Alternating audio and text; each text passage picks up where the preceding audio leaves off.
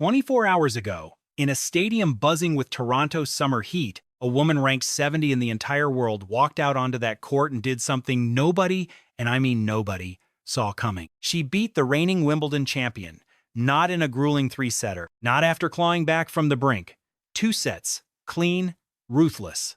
The kind of win that makes commentators go quiet for a second before they even know what to say. Her name is Caty McNally. And tonight, she is not stepping onto that court against a Wimbledon champion, she is stepping onto that court against Alex Eala. If you have been paying even a little attention to tennis lately, that name already means something to you. 21 years old. Right now, arguably the hottest player anywhere on the WTA Tour. Just weeks removed from lifting her very first career title. A player who spent one single tournament taking down names most players only dream of beating. And now she walks into Toronto to face the exact same woman who just tore through a Grand Slam champion like it was nothing at all. So here is the question sitting heavy in the air tonight. If a player ranked 70 can dismantle a Wimbledon champion in straight sets, what on earth stops her from doing it again? Tonight? On this court? Against Eala? Is this just one of those wild, once-in-a-career upsets that fades from memory in a week? Or is Caty McNally riding one of those streaks where every single opponent starts to feel like prey?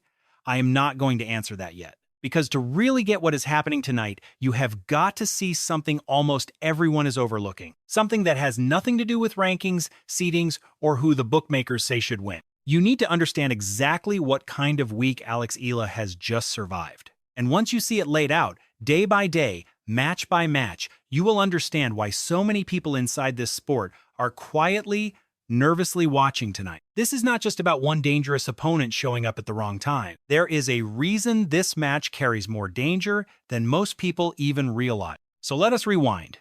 6 days. Because that is where this story really starts. Monday, Washington, D.C. Alex Eala steps onto the court and beats Jessica Pegula, a former top 10 American, in the final of the Wimbledon DC Open. She claws back from a set down. She closes out the deciding set 6-0 without dropping a single game in that final stretch. Her first ever WTA singles title. For most players, that moment alone would be reason enough to disappear for a week. Rest the legs, ice the shoulders, let the emotions settle in. Eala does not get that luxury. 48 hours later, she is already on a plane, landing in Toronto for the Canadian Open, one of the heaviest tournaments on the entire calendar. No time to celebrate, no time to breathe. Her first match there is against Alicia Parks, an American with a serve that can end points before they even begin. Eala wins the opening set with ease, controlling every rally like she owns that court. Then, almost out of nowhere, something shifts. Parks claws her way back. Eala drops the second set 4-6. Suddenly she is grinding through a decider just to survive, finally closing it out 6-2. Less than a day later, she is back out there again. This time in doubles, standing beside tennis royalty Venus Williams herself. And this time, they lose. Straight sets, 6-4, 6-3. Now walk through the calendar with me, day by day. Monday, she wins the biggest final of her career. Wednesday, she barely survives a 3-set battle. Thursday, she loses in doubles. And tonight, Friday, she walks back out for a third-round singles match against a woman who just dismantled a Grand Slam champion less than 24 hours ago. 4 competitive matches, 6 days, elite-level opposition in every single one. Almost no real recovery time squeezed in between. Now, really think about what that does to a human body. Tennis does not forgive fatigue the way some sports do. Every single serve, every explosive sprint to the baseline, every violent change of direction demands legs that have not been drained dry by 3 straight days of high-stakes competition. This is not some dramatic story I am spinning out of thin air. This is a documented schedule. Real matches, real dates. Real, brutal, physical demand, piled one on top of the other with almost no gap in between. And here is what makes it even trickier. Alex Eala is 21. She is not some 15-year tour veteran who has spent a decade learning exactly how to manage a body through stretches like this. She is right in the middle of the best run of her entire career, and runs like that come with a very specific, very dangerous temptation. The temptation to keep saying yes, to keep stepping back onto the court, to skip the rest, because right now, in this exact moment, everything is working. If you have ever pushed yourself past the point where some quiet voice inside told you to stop, you already know exactly what I am describing. That moment where your mind is screaming, keep going, even while your body is whispering something completely different. That is precisely where Alex Eala is standing tonight. And if you already have that uneasy feeling in your stomach, stay with me, because we are about to break down 3 specific moments from this past week that suggest this fatigue is not just some theory I am floating. It might already be showing up, right there, on the court, in plain sight. If this kind of deep dive is helping you see the real story hiding behind the scoreline, drop a comment and tell me honestly, do you think Eala survives tonight? I genuinely want to know what you are seeing before I show you exactly what I found. The human body has a limit. The real question is whether Alex Eala has already found hers. Now let us slow this down and really look. Because when you stop skimming the scoreline and actually study these 3 matches closely, something starts to surface. Start with the Parks match. On paper, it reads clean. Eala wins in 3 sets, 6-1, 4-6, 6-2. Solid, respectable. But look closer at what actually happened in that second set. Moments earlier, she had been dominating, dictating every rally from the baseline like she owned that entire court, like nothing Parks did could touch her. And then, almost without warning, the whole match flipped on its head. Parks broke serve, then broke again, and Eala, who had looked completely untouchable minutes before, suddenly could not find her rhythm anywhere. Unforced errors started creeping in. Footwork that had been razor-sharp turned just a half step slow, just enough to matter. She lost that entire set. So ask yourself something honest. Does a player who is fully in control of a match usually lose an entire set that fast against someone she had just been dominating point after point? Now shift to the doubles match, Eala and Venus Williams, a pairing that should have brought pure electricity and momentum onto that court. Instead, they lost in straight sets, 6-4, 6-3 to Miyu Kato and Ludmila Samsonova. Nothing dramatic on the surface, just another loss in the books. But watch closely and something stands out. In the second set, Eala and Williams fell behind 4 games to love before they finally got on the scoreboard. That kind of slow, sluggish start is not typically what you see from a player who is sharp, fresh, and fully switched on. Is that simply doubles being doubles? A format where chemistry can matter just as much as raw execution? Maybe? Or is it another quiet data point in a pattern that keeps repeating itself match after match all week long? And now, the third piece. The one that should really make you sit up. Caty McNally is not some overwhelmed underdog who got lucky once and rode the wave. Look at her season. 24 wins, 18 losses in 2026, 10 wins and 8 losses specifically on hard courts, the exact surface she steps onto tonight. This is a player in genuine form, not a fairy tale built on one shocking afternoon. And her win over the Wimbledon champion was not some miracle escape either. She won it clean. Straight sets. 7-6, 6-1. That is a player executing a game plan with precision, not a player who simply got fortunate at the right moment. Here is the part that should worry you most. McNally thrives in long, physical rallies. She grinds.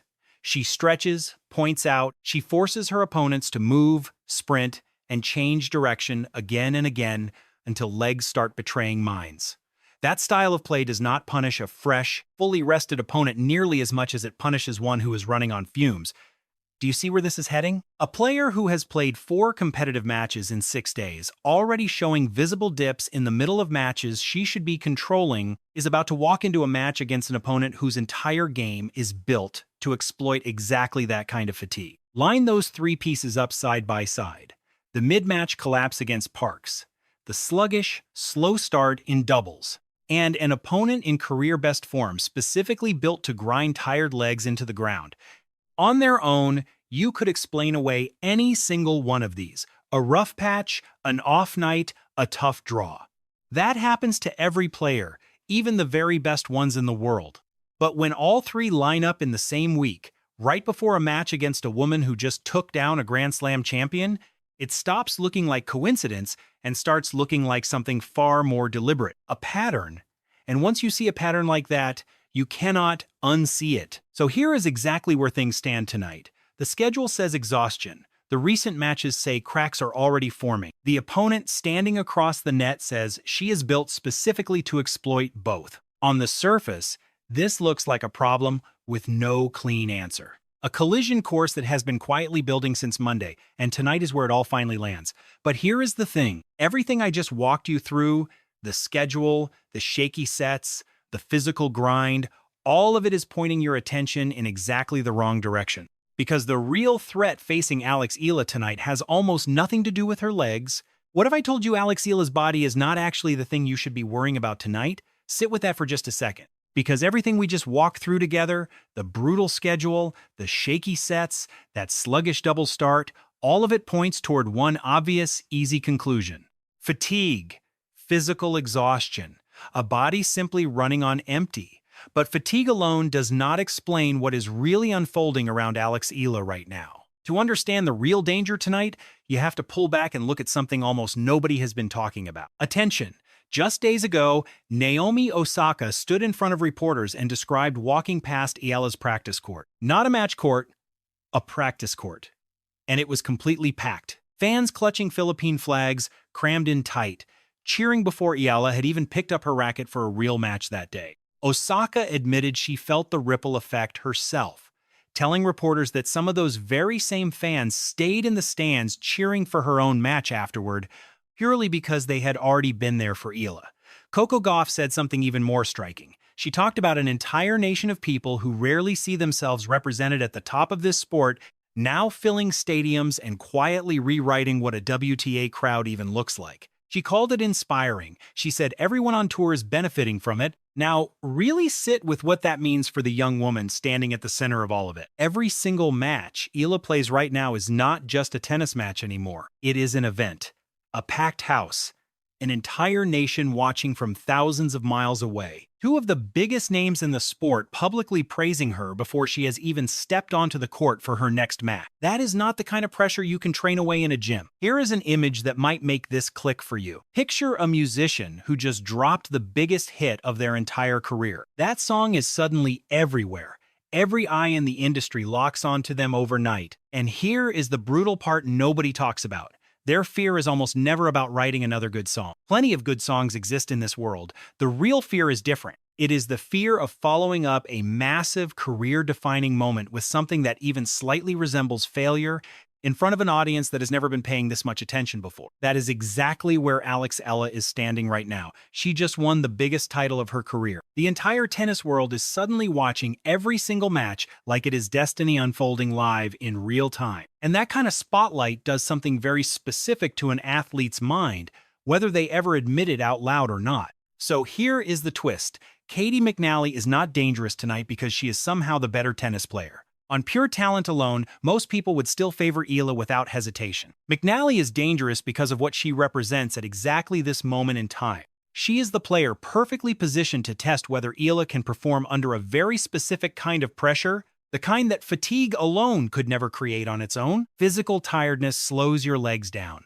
Psychological pressure slows your decisions down. And a player who hesitates for even a fraction of a second longer, who pauses just a heartbeat too long before committing fully to a shot, becomes exactly the kind of opponent a grinder like McNally is built from the ground up to break apart. This completely changes how you should be watching tonight's match. This is not simply an exhausted body facing off against a hungry challenger. This is a young athlete carrying the weight of an entire nation's expectations, walking into a court against someone with absolutely nothing left to lose. And if you think I am just spinning a nice theory for the sake of good storytelling, wait until you hear what the people closest to Eala have actually said about this exact pressure, in their own words, this very week. Because trust me, this is not speculation anymore.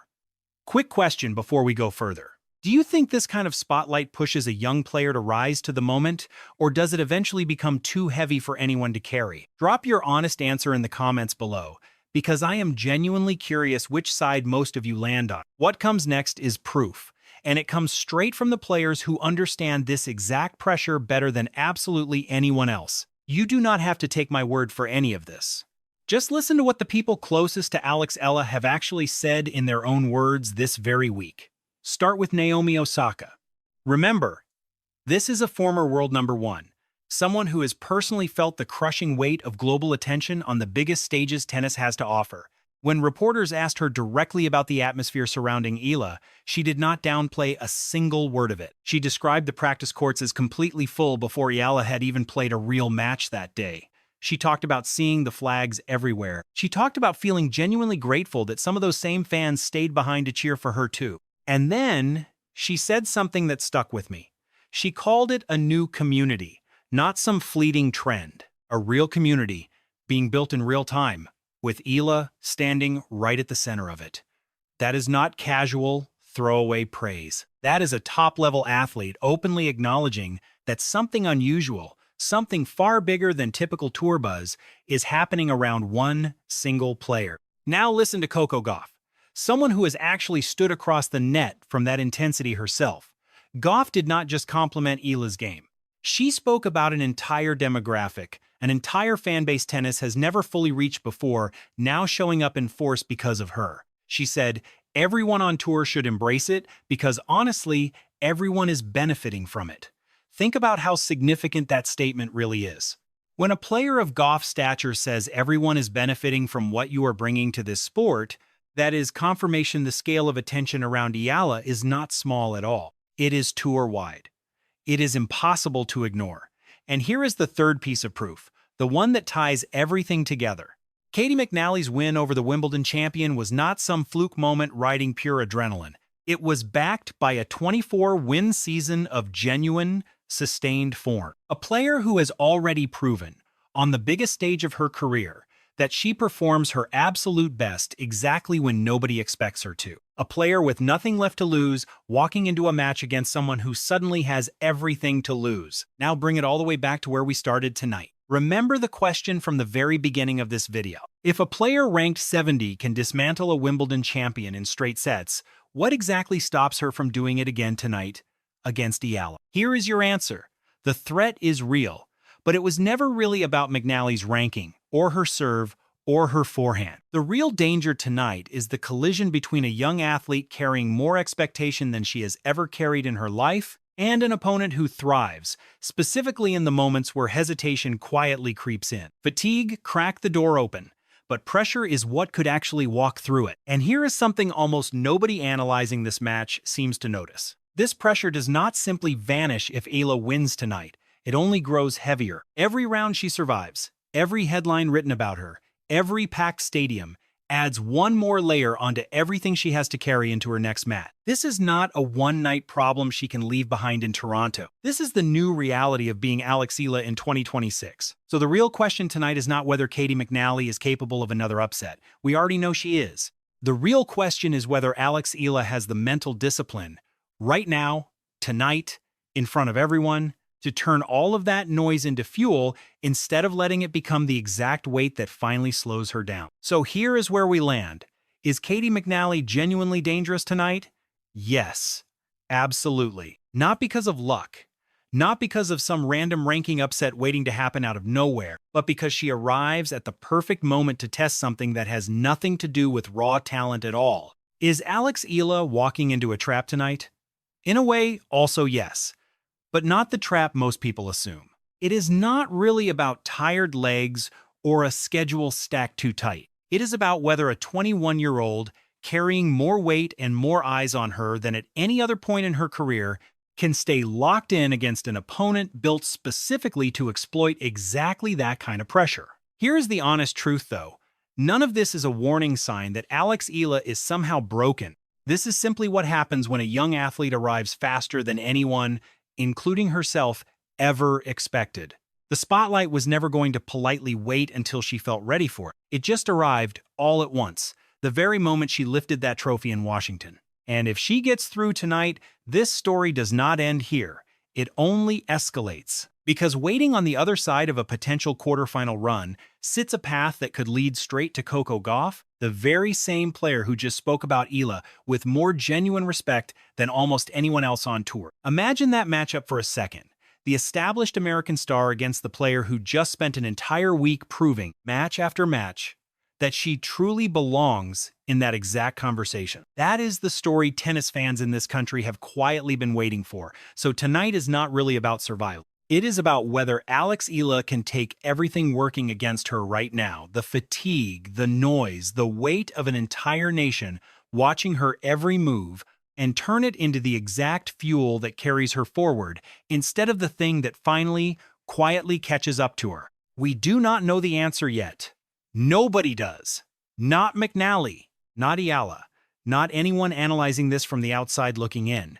But in just a few hours, we will. And if you want to actually understand what happens next, not just the final score, but what it truly means for everything building around this player right now, that is exactly what this channel is here for. I break these moments down before they happen, and I come right back the second they are over, so you are never simply watching a result. You are watching the full story unfold, in real time, right alongside me. Subscribe now, because the second that final point is played tonight, I am coming back to tell you exactly what it means.